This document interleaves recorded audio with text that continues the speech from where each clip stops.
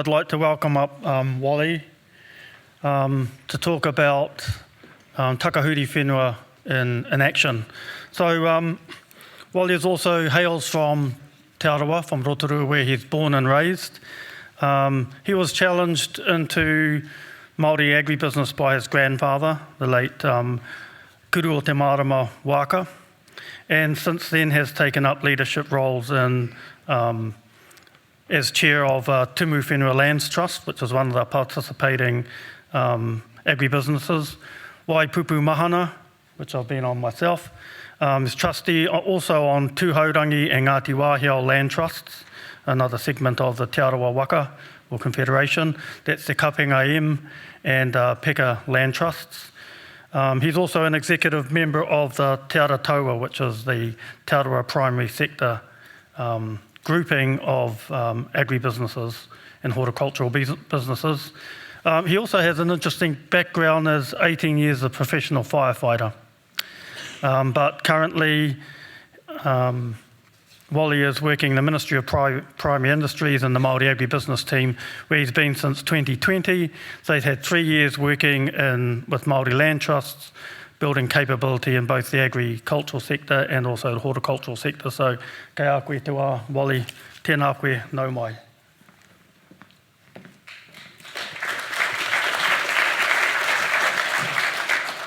Kia ora, Chris. Mea tuatahi me ake nei ki te hau kāinga o te rā ki ngā hau e whā. Tēnā koutou, kia ora no tātou katoa. So yeah, I'm here to talk about the takahuri whenua framework, but Tānira has covered everything, so I'm not too sure what more I've got to say. But what caught my interest earlier this morning was this stick and the carrot analogy. So anybody who's worked with Māori whenua or worked with our people know that the stick comes first.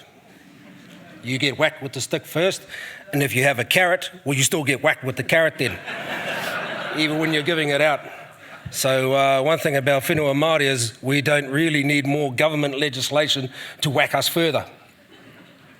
And so what I mean by that is the national policy statements on fresh water that we have to work through, and including the significant natural areas. As you'll see from the whenua here, and I'll go into a bit of a history first. This here is Tumanui Maunga. On that mountain is significant history, and we have some tōtara trees that are over 1,000 years old up on that mountain.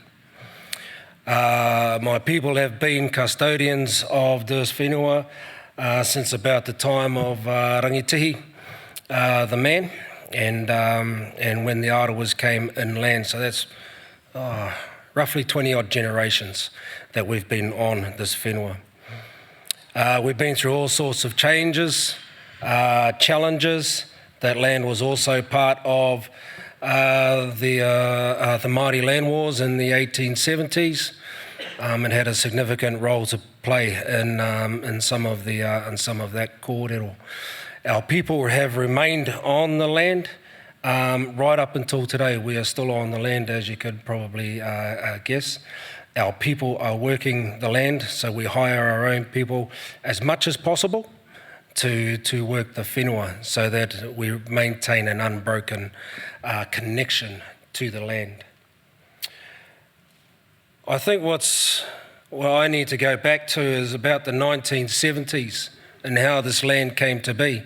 It's 3,500 hectares of land. The original award was around about 10,000 hectares. But over time, in the bad old days, it got whittled away for whatever reason that we don't really need to go into. But Tānira and I need to have a conversation about Landcorp at some stage. So we've got still got some outstanding issues.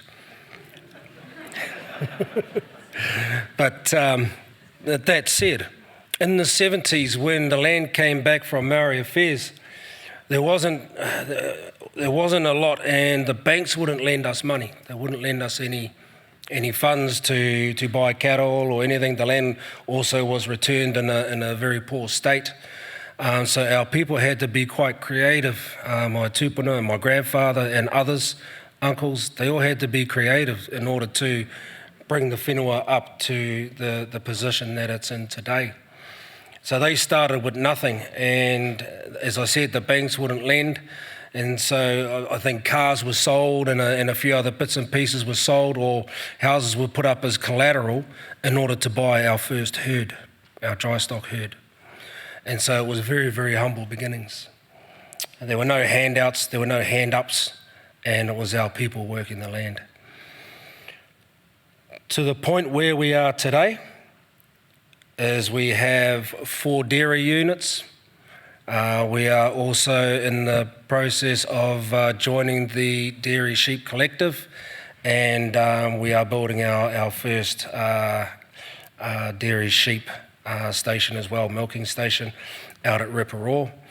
We have dry stock, sheep, beef and deer farm as well across the land, and obviously we have exotic forests as well as our native bush.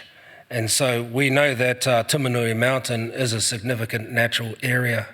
We know our whenua and how special it is to us, and the waterways that come off it in the springs. We don't need the government to tell us it's a significant natural area.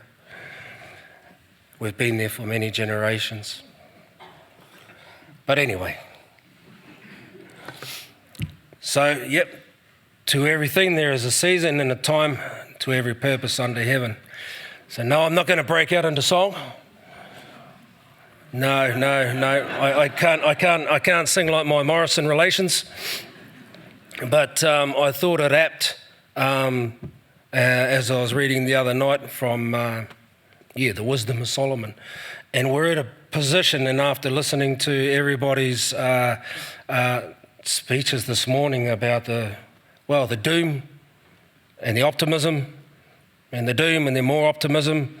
So I would like to be in the optimistic camp, that we will find a way through and find a way forward, which means we have to pivot, we have to change the way we have done things since the 70s, 80s, 90s, reliance on dairy quite significantly, and the need to actually change. And I don't think we have to change a lot on this whenua or even on the other block, Waipupu Mahana, but we do need to pivot, and we need to understand the climatic conditions. And does that mean kiwi fruit might one day be grown on Tumanui lands inland at Rotorua?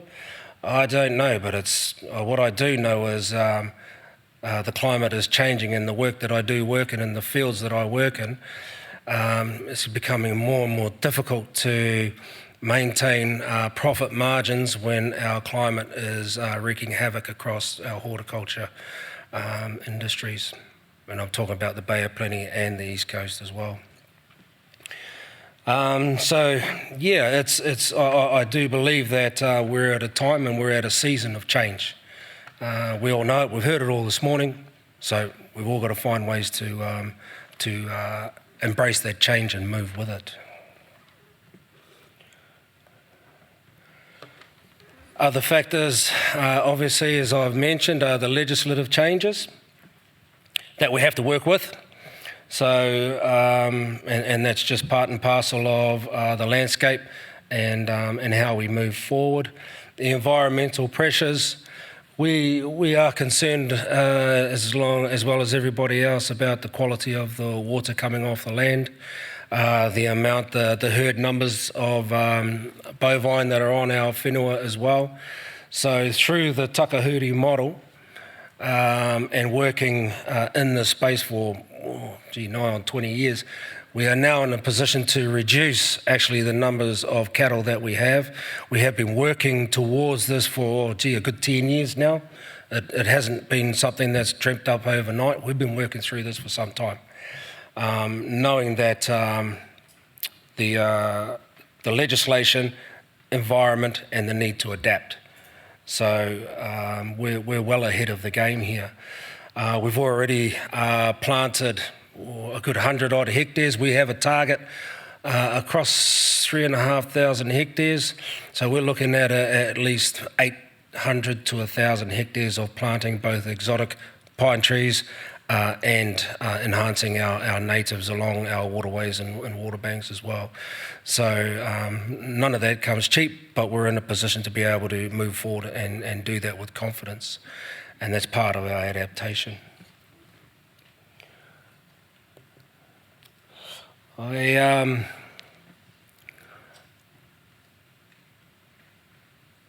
With work, I got the opportunity to go across to the East Coast last week, and this is one of the photos I took of a bridge that actually survived. The whenua across there, and I deliberately did this whenua because it's actually not on any particular land block, but you can imagine the devastation that occurred on Te Tairāwhiti. And this bridge that actually survived, and when we were driving through this area, the vehicle that I was driving, the silt was above the roof of the truck. And so you can imagine how high the water was. And this is just one photo of hundreds that we took in order to inform the government of the level of devastation that has occurred in Te Tairāwhiti, which is where we were. I haven't seen Hastings, but I got to see Wairoa as well. And so we ask ourselves, why are we here? Why are we wanting to understand what all those scientific figures that, well, they don't quite go over my head, but it's pretty sobering stuff when you can see the lines, the graphs of temperature rises, rainfall, water, and it's all going that way and nothing's going that way. We've got to take note, and this is the reason why. So we start getting events, significant rain events, such as this on a more regular basis. I remember when I started some years ago, they said, oh, no, it's a 1 in a 50-year event, and then it became a 1 in a 100-year event, and as a firefighter, we were going to these events every year. Not necessarily at Rotorua, but Tauranga, Matatā, Whakatāne, Edgecombe. We were going to these events, to one of them every year to every 2 years, and, well, this is the second event in 2 weeks for Te Tairāwhiti. So it's just something for us all to think about. Regardless of all the science that's wrapped around, you can see with your own eyes what's happening. You can feel in your own heart that something is wrong. And you don't need to be a scientist. Yeah. And that's where a sense of our mātauranga comes from. It's that spiritual connection, which is why I put that biblical scripture in before, just to remember that we do have a spirit. Okay, so emission reduction across our land is so that we're reducing our numbers from 900. We've already reduced, by the way, so I'm talking kind of post the fact. So we've gone from 900 head of dairy down to about 550. We've increased our forestry to another 140 hectares. Which in a sense, under the Takahuri Whenua model, hopefully will enable us to balance our emissions off farm and our carbon sequestration, so that we're farming at a neutral level, or even in a carbon positive framework, which is where we really want to get to. For us, it's not about selling carbon back onto the market, or $85 or $100 or wherever it ends up. That's immaterial. The money is not our focus, it is not our drive. It is being able to be sustainable on our own whenua, and that is what kaitiakitanga is all about, so that we continue to be good stewards of the land for the next generation and the future generations, that there's something left for them to build on, as what was left for myself and my fellow trustees from the previous generation to build on and carry on with. So it's all about the future generations. Financial viability, yeah, remaining financial, giving back to our people, absolutely, that's the carrot. And but essentially, we are just guardians, we are just stewards, we're not going to be here forever. And so what we give back to the next generation has to be better than how it was when we started, of this generation. So yeah, in a sense, that's the Takahuri Whenua framework. It has enabled us to pivot. And even though when we started this with this particular study in 2021, the report was presented in 2022. We're now in 2023, and it's interesting to see where we were and now where we are moving forward under that framework and knowing exactly where we need to be for the next, well, at least to 2025. And then if we look into 2030 and to reduce our emissions 10%, 30%, wherever it might be, we're well placed to meet those targets without too much stress or financial pain and struggle. So yeah, it's understanding new technology, it's understanding new business models, the sheep milk, even the arable crops, perennial crops, wherever we go to, whatever we want to plant. We have that information, we have the ability to move in that direction pretty much at the drop of a hat. And we will have no fear in moving in that space. So because we have the land, we have the support, and we have the infrastructure behind us to be able to do that. Taineta made a good point around the smaller land blocks. And this might be a big land block, but remember it came from nothing. And there are other land blocks out there that were in a similar position, but they too have the ability to move forward and step out under the Takahuri framework as well, to help lift their productivity, to help lift their hapu and their whānau in their own way as well. So that's probably my biggest plug for Takahuri Whenua and the work that we've done over the last 2 years. But bearing in mind, we've been working on this, I've been on the trust for 10 years, I've been the chair for 5, and this is not foreign to us.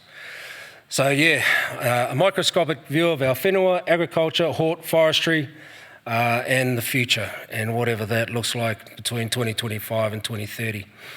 Not really thinking to 2050, a little bit further out, and I might have to get the next generation to worry about that or plan for that. But that's really where we're heading towards, and to be good stewards of our land. So, kia ora tātou.